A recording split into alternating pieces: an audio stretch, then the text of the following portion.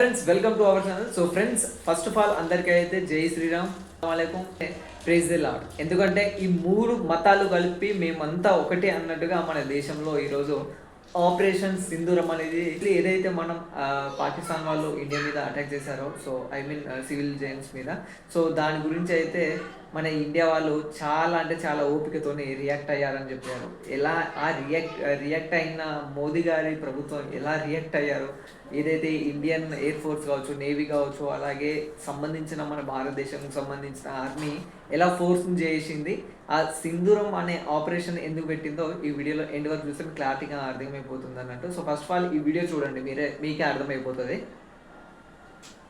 So ఎగ్జాక్ట్లీగా మనము నిన్న మన గవర్నమెంట్, సెంట్రల్ గవర్నమెంట్ అయితే ఒక ఆర్డర్ పాస్ చేసింది అన్నట్టు. ఏదైతే మన భారతదేశంలో ఒకవేళ వార్ జరిగితే ఎలాంటి చర్యలు తీసుకోవాలి, ఎలా మీరు మాక్ డ్రిల్ అని చెప్పేసి ఒక ఆర్డర్ లెటర్ అయితే రిలీజ్ చేసింది అన్నారు. సో దాని మీదనే మన పాకిస్తాన్ వాళ్ళు కూడా న్యూస్ చూసేసి లైట్ తీసుకొని ఉంటారు.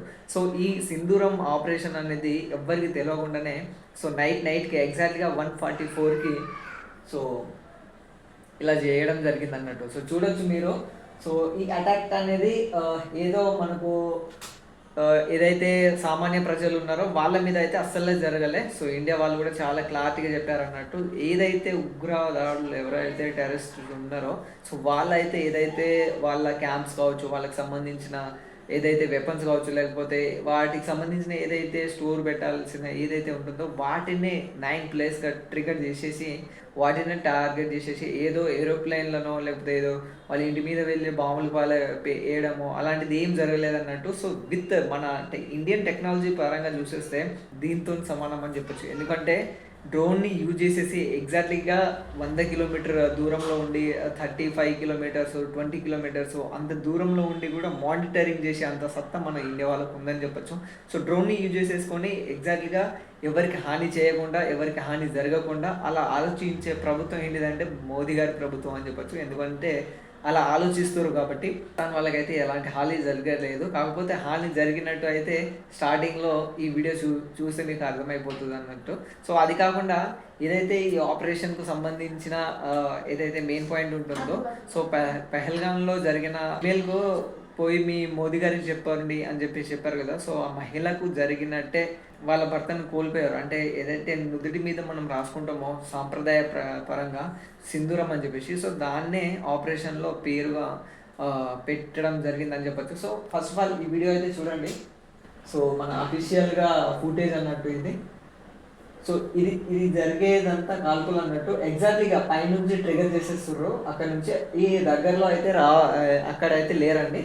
సో ఎగ్జాక్ట్గా ఇది మన ఇండియన్ వాళ్ళు ఆపరేట్ చేసేది. సో పాకిస్తాన్లో ఎయిర్ క్రాఫ్ట్ వెళ్ళినప్పుడు సో ఇక్కడ చూడొచ్చు మీరు. సో మన ఇండియా వాళ్ళు వీళ్ళు ఎంత బుల్లెట్తో చేసినా కానీ ఇండియా వాళ్ళు అంత కొంచెం చాలా క్రిటికల్లో ఉంటారు అన్నట్టు. సో వీళ్ళే అండి మన ఈమె వచ్చేసి ముస్లిం, ఈమె వచ్చేసి హిందూ. సో వీళ్ళిద్దరికి ఏదైతే ఫీమేల్స్ ఉంటారో వాళ్ళకు కూడా పవర్ ఉంటే ఎలా ఉంటుంది అనేది చెప్పేసి ఈ ఆపరేషన్ సింధును గ్రాండ్ సక్సెస్ చేసినాం అని చెప్పచ్చు. సో అది కాకుండా సో ఇక్కడ చూడొచ్చు బ్రేకింగ్ ఆపరేషన్ వచ్చింది. సో అదేవిధంగా పాకిస్తాన్లో ఏదైతే రియాలిటీ వచ్చిందో సో ఎర్లీ మార్నింగ్ వరకు కూడా ఇలా అవుతూనే ఉంది. అది కాకుండా వాళ్ళకు ఏదైతే నష్టం ఏమైందో ఆ బిల్డింగ్స్ ఏదైతే ఉంటుందో అవి నియర్ బై 200 ఎకర్స్ ఉన్నాయి అన్నట్టు. సో ఆ 200 ఎకర్స్ని వాళ్ళు ఎలా ట్రిగర్ చేశారన్నది కూడా చూపిస్తాను అక్కడ.